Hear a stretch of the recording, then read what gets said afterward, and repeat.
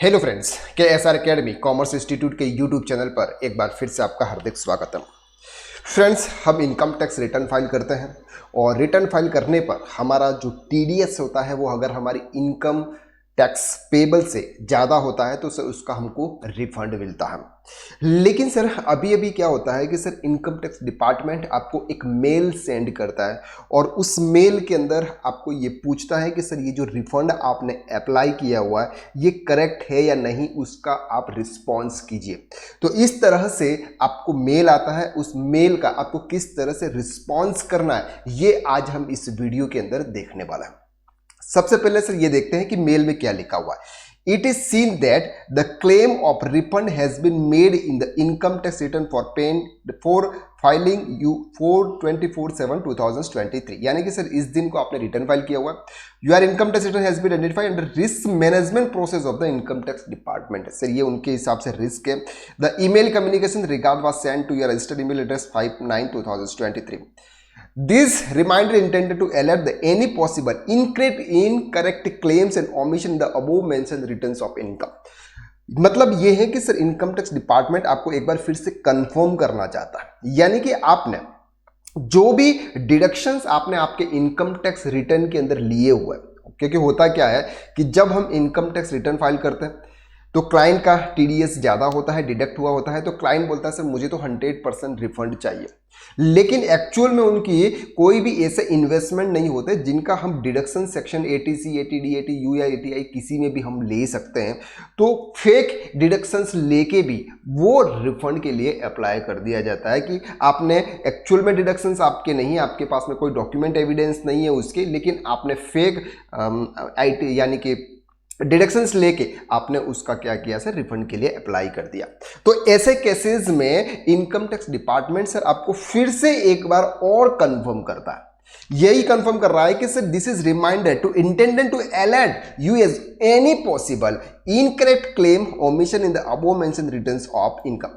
Relevant information respect of your financial transaction is also available in the annual information statement। यानी कि sir आपके जो भी financial transaction है वो आपके AIS रिपोर्ट के अंदर आपको दिखते हैं, जो कि हमारे इनकम टैक्स पोर्टल पर अवेलेबल है। वो कहाँ से देते हैं सर, उसके भी वीडियोस हमने बनाए हुए हैं। आप इनकम टैक्स के प्लेलिस्ट में जाइए सर, वहाँ पर आपको इनकम टैक्स के रिलेटेड वीडियोज मिल जाएंगे। Under service menu of e filing portal, post login, post check before the submit response report communications to ensure complete accurate disclosure of your income। मतलब sir ये है कि आपके एआईएस रिपोर्ट के अंदर जो भी इनकम आ रही है वो इनकम आपने आपके रिटर्न के अंदर शो की है या नहीं की है, ये एक बार चेक कर ले। अब सर आपको ये जो कुछ भी उन्होंने भेजा है, यानी कि आपको जो भी रिस्पॉन्स करने के लिए जो भेजा है वो कहाँ मिलेगा, वो मिलेगा sir e filing portal, pending action, work list, response for refund claim for selecting the correct option. The claim of refund is correct based of my knowledge on return of the income is rewind with the collect. या तो sir आपको दो option पूछेंगे उसमें, the claim of refund is correct to the best of my knowledge and belief, यानी कि जो भी मैंने क्लेम किया हुआ रिफंड ये सर मेरे हिसाब से सही है। दूसरा, return of income is revise where incorrect claim of refund shall be made, यानी कि आपके पास में अभी भी ऑप्शन है। क्या ऑप्शन है कि सर आपने अगर गलती से ज़्यादा डिडक्शंस ले लिए हैं तो वो डिडक्शंस अगर आपके सही नहीं है तो आप उसके लिए क्या कर सकते हो सर, रिवाइज कर सकते हो। और अगर आप रिवाइज करना नहीं चाहते और आप ये चाहते हो कि सर देखा जाएगा तो फिर आपको इनकम टैक्स डिपार्टमेंट आपको स्क्रूटनी भेजेगा, नोटिस भेजेगा और फिर आपसे डॉक्यूमेंट मांगेगा, और डॉक्यूमेंट्स अगर आपके सही नहीं हुए तो फिर क्या होगा सर, इनकम टैक्स आपसे पेनल्टी लगाएगा।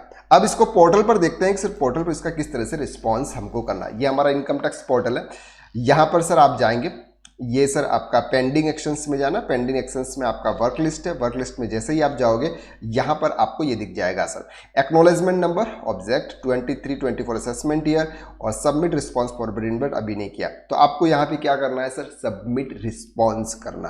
तो सबमिट रिस्पॉन्स कैसे करेंगे, इस पर आपको क्लिक करना। जैसे आप क्लिक करेंगे आपको यहाँ पर दो ऑप्शन पूछेंगे, एक पूछेंगे sir the claims in my returns of income are correct, यानी कि जो क्लेम किया वो सर करेक्ट है। दूसरा, I will revise my returns of income to correct the amount to refund claim, यानी कि मैं मेरे रिटर्न्स को रिवाइज करना चाहता हूं। तो सर हमारी तरफ से ये जो है ये सही है, यानी कि हमने जो कुछ भी अप्लाई किया था ये सिक्किम के हैं। ये सिक्किम में क्या होता है कि सर उनकी जो इनकम होती है वो इनकम पूरी तरह से एग्जेम्प्टेड होती है, तो हमने पूरी तरह से उसको एग्जेम्प्टेड के लिए अप्लाई किया था।